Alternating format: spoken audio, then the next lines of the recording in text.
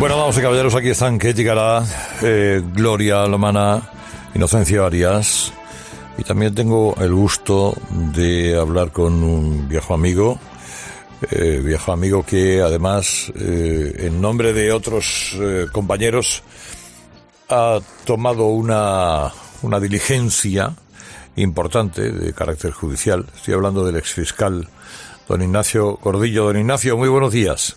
Buenos días, don Carlos, qué alegría hablar con usted. Usted está bien, ¿no? Sigue todo en forma. Estupendamente trabajando y, como ve, defendiendo el Estado de Derecho, que yo creo que nos interesa a todos. Bueno, usted lo defendió y mucho cuando era fiscal de la Audiencia. Ahora está en su desarrollo de la abogacía. Pero forma parte de un movimiento, se llama Movimiento 24.2. ¿Qué movimiento es ese? Ese es un movimiento formado por abogados independientes totalmente, ningún tipo político, de ninguna caracterización con ningún partido político, y que tiene como defensa la defensa de la ley de Estado de Derecho. El 24.2, que es la denominación de este movimiento, es el derecho de defensa en la Constitución, y por eso nos preocupa muchísimo la defensa del ciudadano, la defensa de todas las particulares, pero también del Estado de Derecho. Y cuando hemos visto aquí esta conducta realizada por el secretario general, el señor Galindo, el secretario general del Congreso, hemos decidido querellarnos contra él. No tiene fuero, es por dos delitos importantes, que son falsedad en documento oficial y un delito de prevaricación administrativa. Y que, como decía, que no tiene fuero, se presentan los juzgados de la Plaza de Castilla de Madrid, al que por turno corresponda. Y la idea, don Carlos, es que una vez que se admita la querella, pedir la suspensión de la tramitación de esta ley o proposición de ley de amnistía. No. ¿Por qué? Porque ha incumplido todos los trámites legales. No pasó al Consejo de Estado, no pasó ningún informe, pero es más, en este informe, en esta nota del letrado mayor, hay una falsedad palmaria.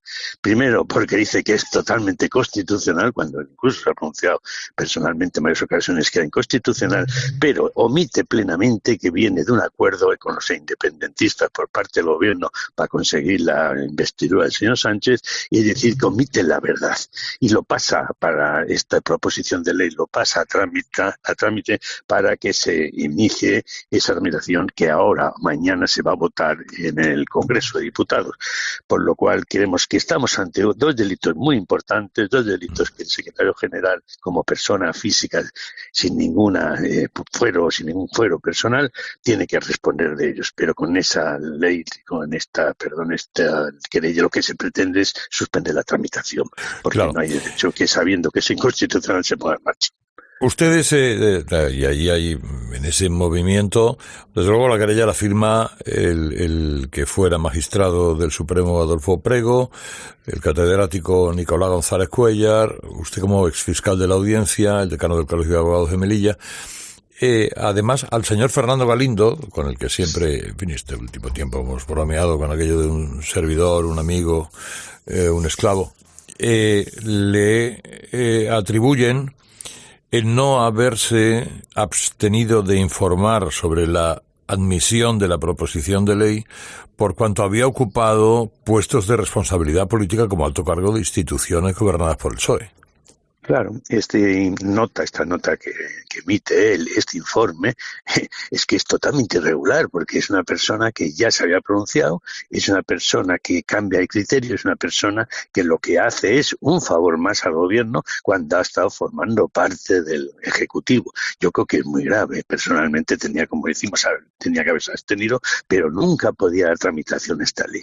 Estábamos esperando el momento, y el momento es este. Mañana, que él ha enviado a la comisión, como secretario general, en contra, incluso, no olvidemos, de los letrados de las Cortes, que están en contra de esta tramitación, y él personalmente lo ha hecho. Creemos que no se puede actuar así, que esa conducta tiene que responder ante los tribunales. Tenía que haberse abstenido, que hubiera venido otro que lo hubiera realizado, pero él no podía porque estaba cometiendo una falsedad importante.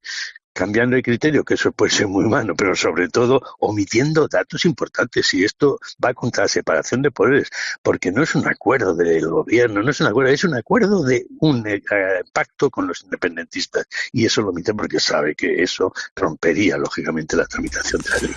¿Y cuáles son los criterios? Los criterios que a usted le llevan a concluir que esta ley de amnistía, este proyecto de ley, esta ley que va a aprobarse, me imagino, dentro de unos días, no encaja en la Constitución. Sí, ese es el primer punto, es inconstitucional. El hecho de igualdad, la seguridad jurídica, la separación de poderes, la independencia del poder de los jueces. O sea, que dicen, condenen ustedes a los jueces, pero que yo luego a los terroristas, pero luego yo voy a eliminar esto, ¿no? O sea, que es una ley totalmente inconstitucional. Pero es más, don Carlos, es también una ley que está fuera de la ley, un fraude de ley total. ¿Por qué? Porque se intenta, para que continuar en el poder unos meses o años más, se intenta con esta ley que no tiene otra finalidad, ni la convivencia, como dicen, ni la restitución de la paz, no sé. Si esta lo que pretende es continuar el poder, es un engaño. Y es más, don Carlos, es un engaño tan grande que en el tema del terrorismo ya pasan del Código Penal español, que es el que tienen que aplicar por el principio de territorialidad, y que hoy dicen, no, el terrorismo nos vamos a directivas europeas. Yo he recogido esas directivas europeas y son de una mayor gravedad, todavía más dureza que el Código Penal español. Pero se intentan engañar en todo. Dicen que las directivas dicen que no, que hay dos clases de terrorismo. El que mata, asesina es terrorista. El que rompe en una estación de trenes en un aeropuerto todo que hay por delante es terrorista. El que atenta contra funcionarios del Estado, funcionarios de la policía, Guardia Civil, es terrorista. Esta gente y además con una organización muy bien hecha. Aquí, don Carlos, y no quiero cansarle más, es importante que el primer testigo que pedimos que declare es el señor Puigdemont, porque esto es fruto de un acuerdo entre el gobierno y los partidos políticos independentistas, uno de ellos, como bien sabemos, representado por el señor Puigdemont, que es realmente el que está detrás de todo esto. Y usted, como fiscal, ¿cómo entiende que por una parte los fiscales del Supremo hayan entendido que sí hay causa y motivo para investigar a Puigdemont por terrorismo, el CDR y compañía, y la Fiscalía General, el fiscal general y la teniente fiscal hayan sido categóricos en el sentido contrario? Sí, eso es lo peor que nos podría ocurrir a la carrera fiscal. La carrera fiscal, que sabemos todos que es la defensa de la ley, del principio de legalidad por encima de todo, tiene un fiscal general del Estado nombrado por el gobierno, pero que es totalmente parcial en favor del gobierno. Él dice, no quiero informar en la amnistía porque pierdo mi imparcialidad. Pero si ya la has perdido en el momento que te han nombrado el gobierno, ¿y qué vas a perderlo? Si son todos fiscales de sala del Supremo, todos los fiscales con los que habla, asociaciones de fiscales, progresistas, conservadores, todos son partidarios de que esta ley es inconstitucional. Y el fiscal general de Estado es que no ha informado, que es lo primero que tenía que haber hecho. Y se lo ha pedido el Senado ahora otra vez y dice que no informa. Y el fiscal general de Estado tiene aquí una responsabilidad importante. No olvidemos que el Partido Popular ha presentado una querella por el nombramiento del anterior fiscal general del Estado, la señora Dolores Delgado, pero yo creo que esto también puede ser objeto de una querella y la separación de esta persona, porque la independencia de la justicia está en manos en muchas ocasiones, como vemos, de la Fiscalía, y la Fiscalía General del Estado aquí no ha actuado como establece la Constitución. De prosperar esta querella, ¿qué consecuencias tiene? Pues el cese del señor Galindo. Con los tiempos...